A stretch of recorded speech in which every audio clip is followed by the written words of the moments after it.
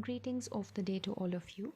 In the last few lectures, we have been studying the nodal and mesh analysis techniques for solving circuits and for obtaining different circuit variables such as voltages and currents at different points in a circuit. As and when the complexity of a network or a circuit increases, suppose there are a large number of sources, a bigger network, a larger number of nodes or meshes, it generally becomes difficult to solve the circuit using nodal or mesh analysis technique, and sometimes we may use some additional techniques for simplifying those circuits, and one such technique is the superposition theorem. Before we understand the superposition theorem, we must know that where is the superposition theorem applicable. So superposition theorem is applicable in solving for those circuit variables that are linear in nature, or those circuit variables that follow the principle of linearity. Now, what do you mean by the principle of linearity? Let's take the example of voltage and current. Suppose there is a circuit with some resistance R and a current I is flowing in that resistance R, then I know that the voltage V developed across the resistance will be the product of the current and the resistance. This equation tells me that there is a direct or a linear relationship between voltage and current. Both of these quantities are linear quantities because they follow a direct relationship between the cause and effect. However, if I talk about power, it is not a linear quantity, it is not a linear variable because it follows a quadratic relationship with its cause. If power is the effect, then it has a quadratic relationship with voltage or with current, which is the cause of producing power. A simpler way of checking for linearity of any variable is to check for two properties. One is called the scalability, or it is also known as homogeneity, and the other property that you have to check for is the additivity.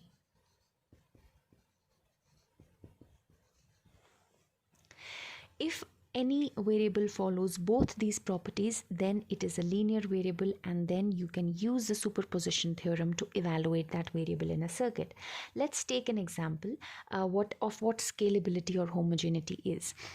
We already know that this is a linear variable, and this one over here, power, is not a linear variable, but let's evaluate them by checking for these properties. Let's look for scalability or homogeneity. I know that if I have a resistance R and current I is flowing through it, then the voltage V is produced across the resistor. If by the principle of scalability or homogeneity, which are names for each other, it's the same thing, it means that if through this resistance instead of I, a scaled version of I, say K times I, is flowing, then the voltage developed across the resistor will be the same scaled version of the previous voltage. So if the input is scaled by K, then the output is also automatically scaled by K, which means that they are scalable. And of course, this holds true. However, if you scale the input over here is voltage, if you scale it by K, then the power will be scaled by K square. So obviously, this is not a linear term. Power is not a linear quantity, but voltages and currents are. So that is about scalability. The second thing that we need to check is additivity. Now, what is additivity? It means that if say I give an input I1 to this circuit and through the same resistor, and it is producing a drop or a voltage across a resistor is V1. Then suppose I give current I2 to the same circuit, and the voltage across the same resistor is V2. Then by the principle of additivity, if I give a current I1 plus I2 to this resistor, then the voltages should also simply add up, which again that this also holds true. So voltages and currents follow the principle of additivity, and they come under the domain of linear variables. However, if you add voltages, you cannot have this kind of response with power, because you know that v1 plus v2 whole square is not equal to v1 square plus v2 square. So this additivity is again not followed by power, and for any quantity to be linear, it should follow both scalability as well as additivity. It should have a linear relationship or a direct proportionality relationship between its cause and effect. So only to those linear variables can you apply the superposition theorem. Now, what does the superposition theorem say? The superposition theorem, you can look for the definitions in your books, but I'll briefly explain what superposition theorem says. It says that if you have a circuit with a number of sources and you have to look for a linear variable, of course, that is voltage or current, not power, only voltages and currents. Suppose you have to calculate any linear variable in any resistance or any element, then that linear variable can be found out by independently taking only one of the sources into consideration and killing the rest of all the other sources, avoiding all the other sources, neglecting all the other sources, or you can say disabling them or killing them, taking only one source at a time, finding the variable of your interest, then then killing this source also and making another source active and finding the variable again. So you sum all those variables that you get, and that is your superposition theorem tells you that's how you get those variables. I think I was not clear. Let me repeat it in a better way. Superposition theorem states that the voltage across an element or the current through an element due to a number of sources in a circuit can be simply represented as the sum of the voltage or current through that element due to each independent source acting alone. Okay. Make sure you know that there is when we are talking about superposition theorem, you have to deal with independent and dependent sources differently. Now, what basically you have to do in superposition theorem, first of all, you take one source at a time. One source, you have to choose one independent source, and apart from that, all other independent sources you can kill. One independent source is maintained as it is,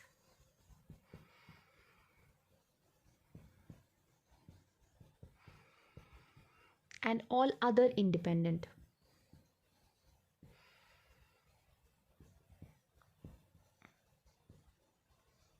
sources are killed or disabled.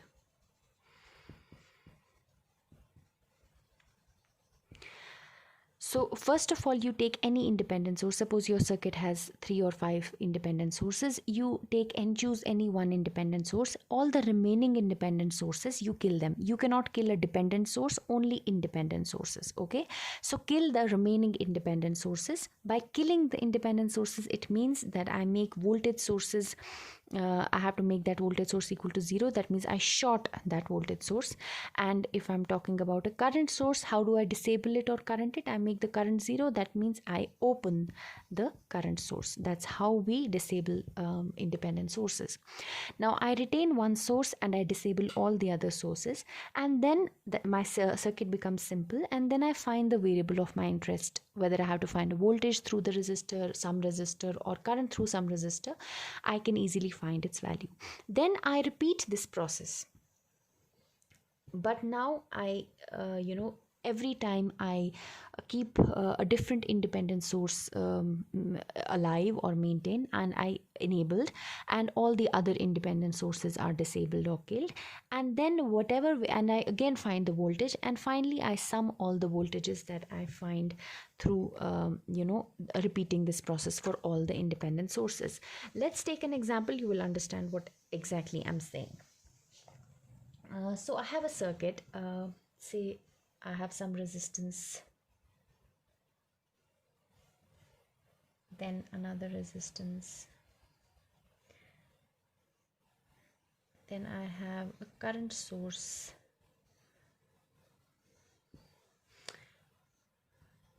another resistance here, and then a voltage source. So this is some 40 volts, this is 8 ampere, this is 5 ohm, this is 3 ohm, this is 2 ohm, and this is some voltage Vx, and your job here, your task here is to find Vx. We know that we can solve for Vx either through mesh analysis as well as through nodal analysis, but right now we want to solve for Vx using the superposition theorem. Okay, so by superposition theorem it means that we will consider only one source at a time and we will kill the other source. Let's first kill the current source. So if we kill the current source, our circuit looks something like this. Killing the current source means making its, or disabling the current source simply means making its current equal to 0, which means open circuiting the current source. Like, it means it doesn't exist. It looks like the current source does not exist there, right? So you have 2, 3 and 5 ohm each, and you have 40 volts. Now let's find Vx by this. From this logic we have Vx, you can simply use the voltage divider rule. So Vx will be equal to 2 divided by sum of all the resistances, 5 plus 3 plus 2, that is 10, into the applied voltage, that is 40, so it is 8 volt. So that means if only 40 volt source was acting alone, then you would have 8 volts at Vx, but you also have an 8 ampere source. So let's find out what Vx will be due to the 8 ampere source by killing the other source. And how do you kill the other source? You short the voltage source, so its voltage across it becomes 0. It's a short circuit, and this is 5, this is 3, this is 2, right? I can just simply combine these two because they are in series. I can combine these to be 5, and this is 8 ampere. So these are two parallel branches and current is getting distributed. They are equal in magnitude, so it's obvious that will be 4 ampere. You can also use the current divider rule. Opposite branch की जो भी resistance है divided by sum of resistance. So that is 5 divided by 10, that is 1 by 2. So half of 8, which means some 4 amperes is going to flow through this. So what will be Vx? It will be 4 amperes going into this branch, and those 4 amperes will produce how much drop across the 2 ohm resistor? 4 into 2, that is 8 volts. So Vx due to the current source is 8 volts, and Vx due to the voltage source is 8 volts. By superposition theorem, it means that you simply have to add these up, which means 8 plus 8. So actually in this circuit, the net Vx, or the net voltage across the 2 ohm resistor, is 16 volts. That is sum of voltages produced by each independent source acting alone. Remember, if there is a dependent source, you cannot kill that dependent source. Let's take an example of a dependent source and solve. Okay.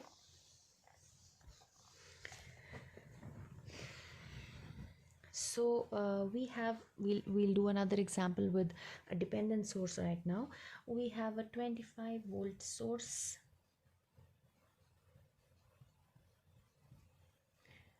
a 20 ohm resistor,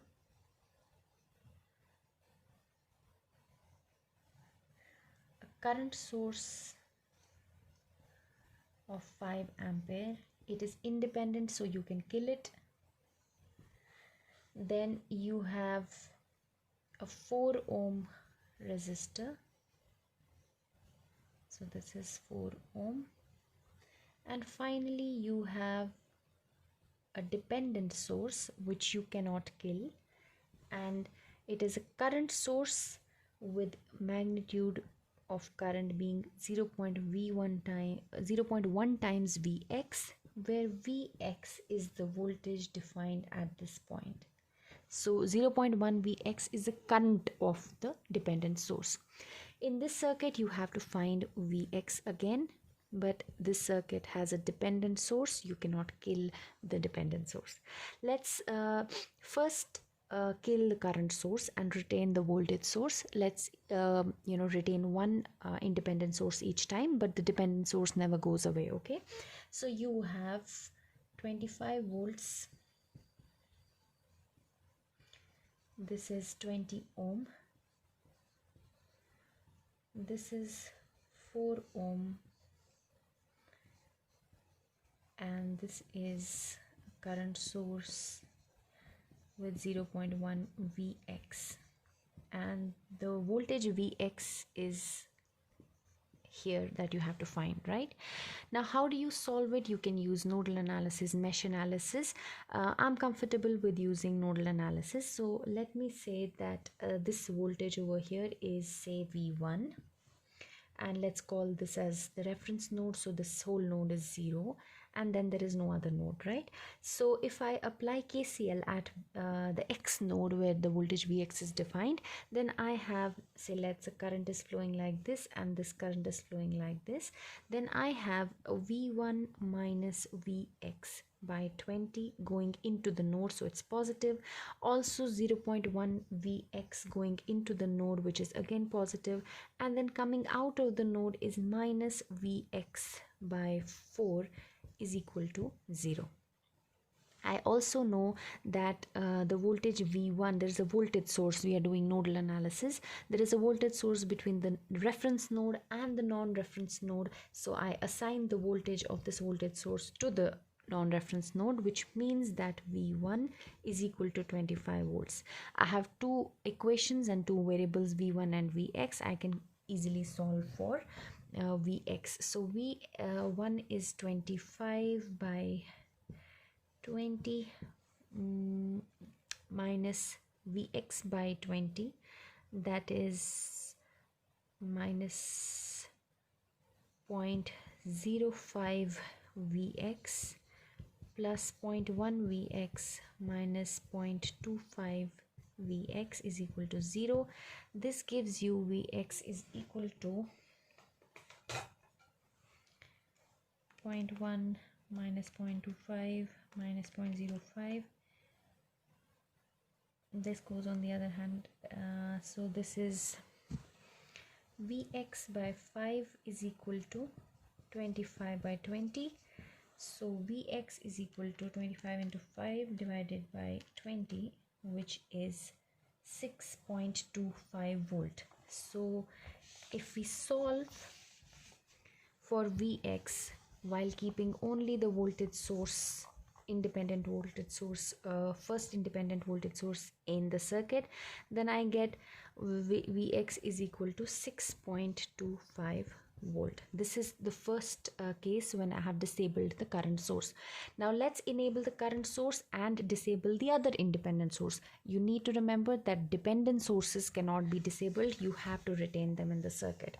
Okay, so now if I want to disable this source, I simply short circuit it, and then I have the 20 ohm resistance.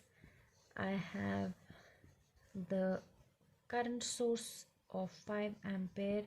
The voltage over here is Vx, and then this is 4 ohm, and then this one over here is 0.1 times Vx. I can again apply the nodal analysis technique. So let me call this as my reference node.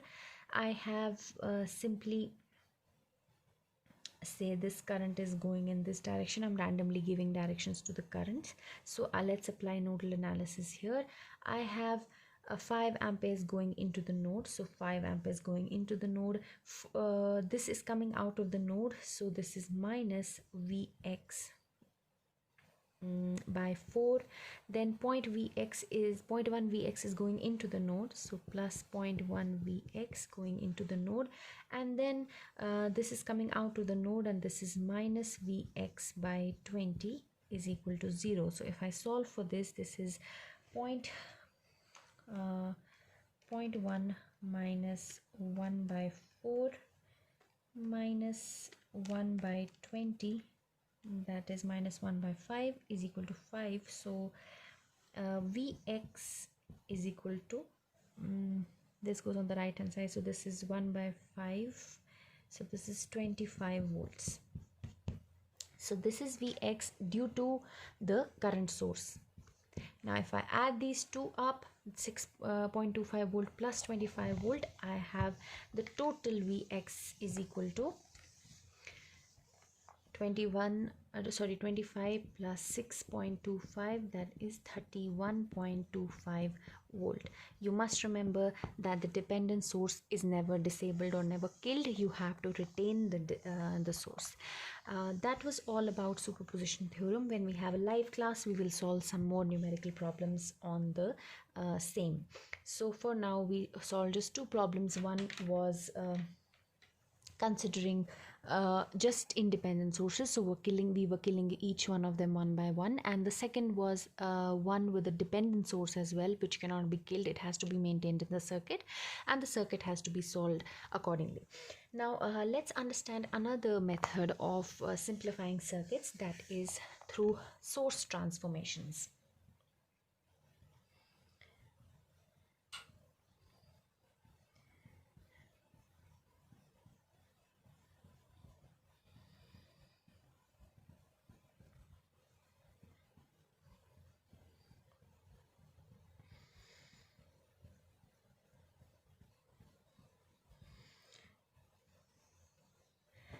Just like you have circuit analysis techniques that simplify your circuit analysis, particularly superposition theorem that we just saw, that we take only one, we consider only one independent source at a time, and we disable others, and then we simply add each result, and that's how you get your variables.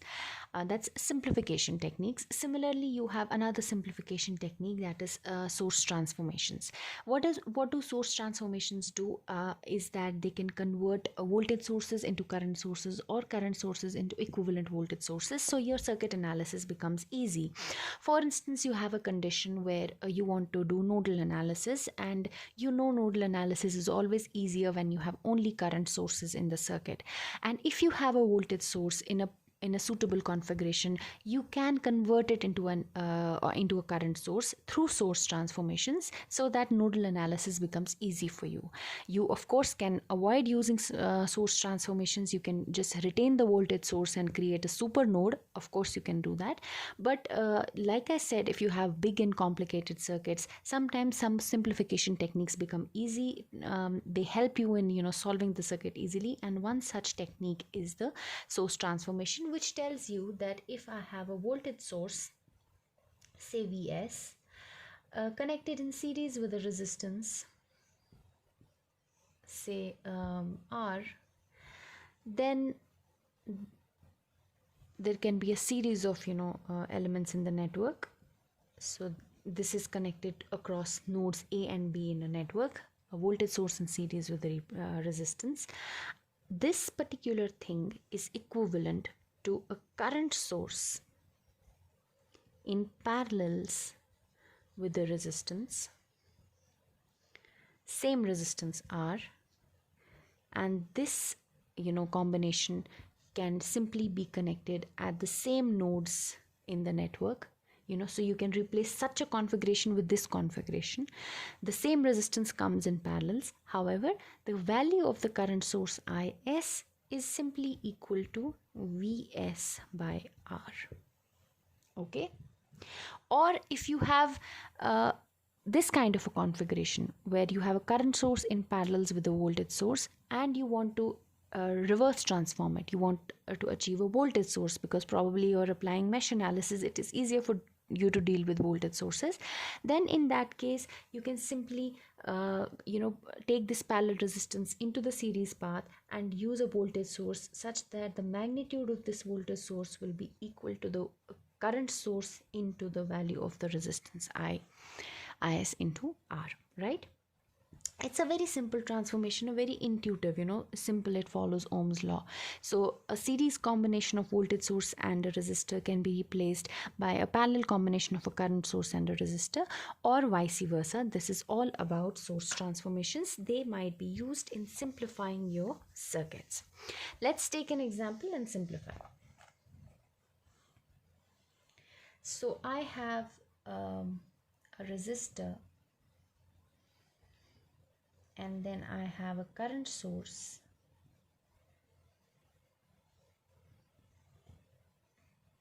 and then I have another resistor, and then I have a voltage source, and then another resistor, and then another current source, and finally one resistor and one more resistor. This is 4 ohm, this is 1 ohm, this is 3 ampere, this is 7 ohm, this is 5 volt, this is 3 ohm, this is 5 ampere, and this is 6 ohm. You have to solve for current flowing in the 7 ohm resistor. Let's call it Ix. So you have to find Ix. Okay, it is very obvious for you to know that you can solve this using superposition theorem. Also, you have all independent sources. Kill this, short this, open this, just take this into consideration, solve for Ix. Then open up this, just retain this one. Then similarly short this, open this, just retain this one. Find Ix in 3 ways, add those 3 and you will get Ix. That is solving through superposition theorem. But right now we want to solve it using source transformations. So let's begin. If I want to do source transformations, I should remember one thing. I should try and not mess with the resistance through which I have to find the current. So I have to find the current through the 7 ohm resistance. I should try and not involve it in the source current transformations. Okay, so let me retain this one as it is, 7 ohm resistance with current Ix flowing through it, which I have to find. Let's do transformation somewhere here. I have a 3 ohm resistor which is in parallel with a 6 ohm resistor because they are connected across the same nodes. This is say node X and this is say node Y. They are connected across the same node, so they are in parallel. So the parallel combination of these will be 6 into 3 divided by 6 plus 3, that is 18 by 9, that is 2. So if I just simplify this one in one step, I will have a 5 ampere current source in shunt with a 2 ohm resistance, and then I have the same voltage source as I had earlier, which is 5 volt, and then the 7 ohm resistance through which I had to find the current, Ix, and then I have a current source of 3 ampere, and then I can add these two up, so this is 5 ohm. So I've simplified a little. I have not done the source transformations yet. I can do source transformation for this current source in parallel with the resistance. It can be replaced with the voltage source in series with the resistance. So that will make one loop of, there are 2 loops here, 2 meshes here, that I can construct only one mesh. So I can write this particular thing as 5 into 2, that is 10 volts. I into R as V. So this is 10 volts.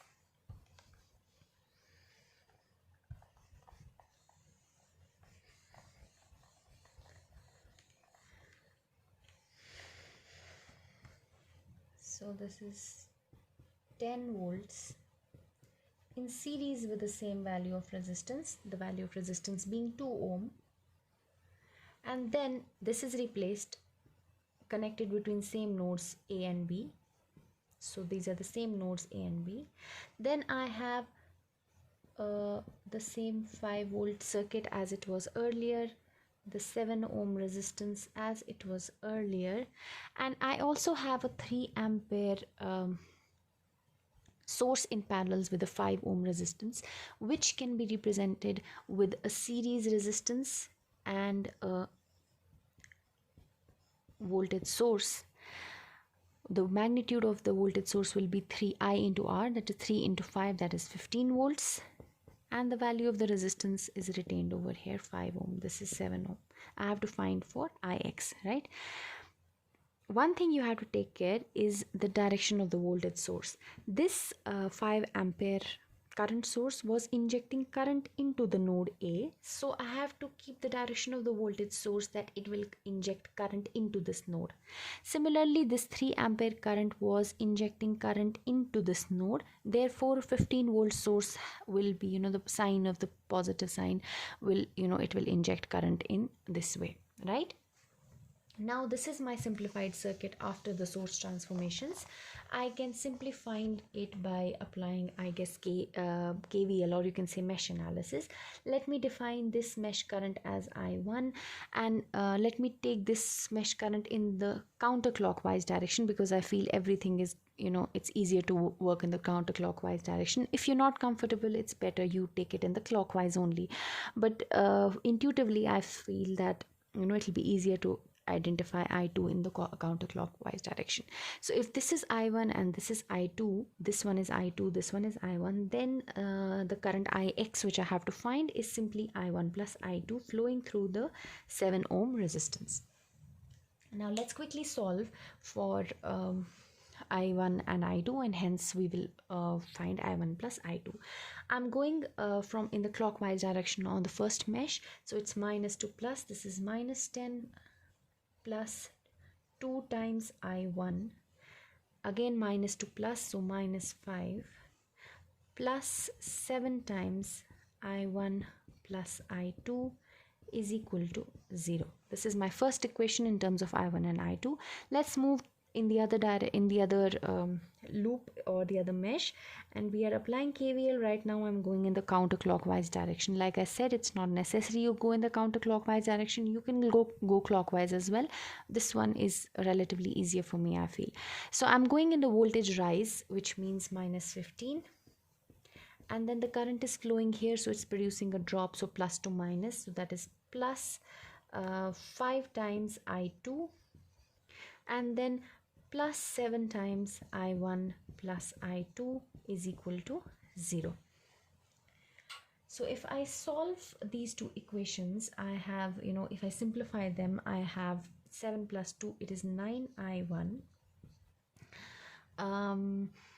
plus 7 I2 is equal to 15, and the other one is 7 I1 plus 7 plus 5 is 12 I2 is equal to 15. So I have two equations and two variables. I can simply use a calculator if I wish, or Kramer's rule, or you can simply do this by elimination. So I have the first variable being 9, then 7, then 15, then 7 again, then 12, then 15 again.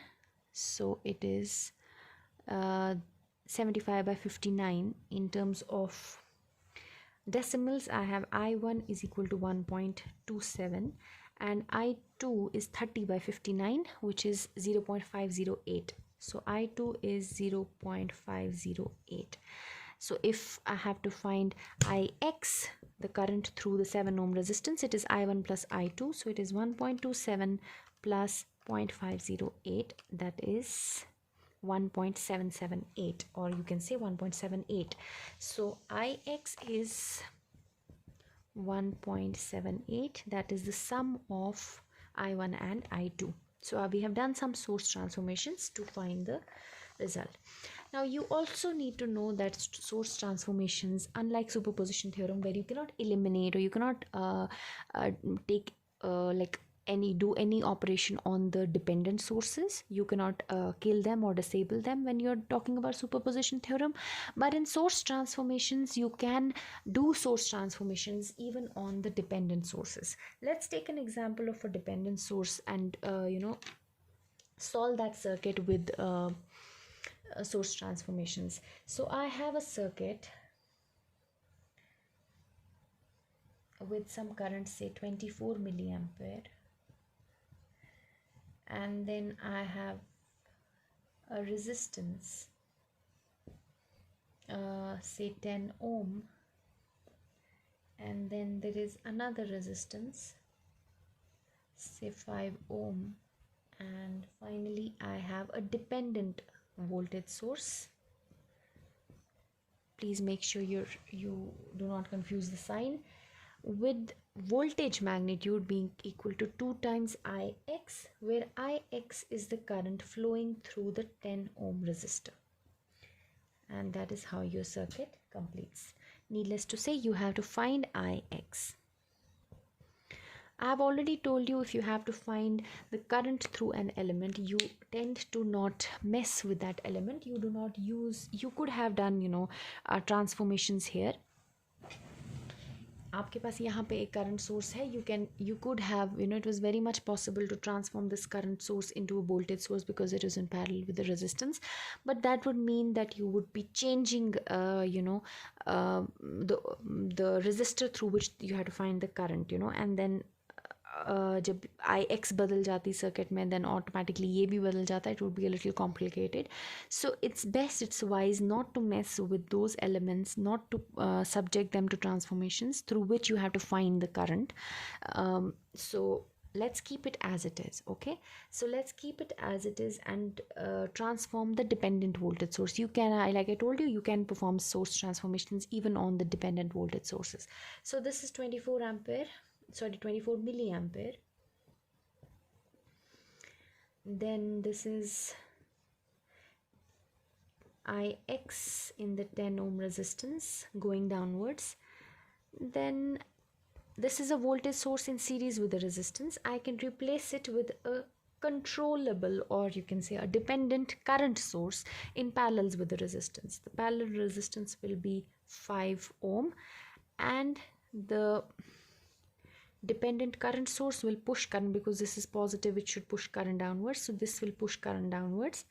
The value of this current source, the value of current injected by this current source, will be simply the voltage source divided by the resistance. So 2Ix V divided by R by 5 in parallels with 5, right? Now there is simply a nodal analysis to apply on this one node. You have, let's call this node as the X node. So you have 24 milliampere entering the node. So 24, I'm not doing conversion to ampere because we will retain all currents in milliamperes. So 24 ampere is entering the node. Ix is coming out of the node. Let's say some other current is also coming out of this node. What will be the value of this current? It will be equal to the voltage of the node. Let's call it Vx, and Vx will also be equal to 10 times Ix, because current Ix is flowing here. 10 times Ix will be the voltage here, also the voltage here. So coming out of this node is the voltage of the node, which is 10 times Ix divided by its resistance, that is 5, and also coming out of this node is minus 2Ix by 5, so the whole thing becomes 0, which means this is 2, this is 1 plus 2 plus 2 by 5, that is 3 plus 2 by 5, 3 plus 2 by 5 is 17 by 5, and that is 24. So 17 by 5 Ix is equal to 24 milliampere. So Ix is equal to 24 into 5 divided by 17, that is 7.058. So Ix is equal to 7.058 milliampere. So I have done source transformations on this voltage source and converted it into a current source. I have, like I told you previously, the current which I have to find, I try not to mess with that particular element. I don't subject it to transformations. I try to reduce the circuit at other positions. You can very well apply source transformations on a dependent voltage or current sources, but like we discussed previously, so while doing superposition theorem, you have to maintain the dependent sources in the circuit. You cannot disable them. You can only disable independent sources in superposition theorem. So I think that is enough for today. That was all for today's lecture. In the next lecture, maybe we should solve some problems on source transformation, superposition theorem, and then we can move on to Thevenin and Norton theorems. So that is all for today's lecture. Thank you.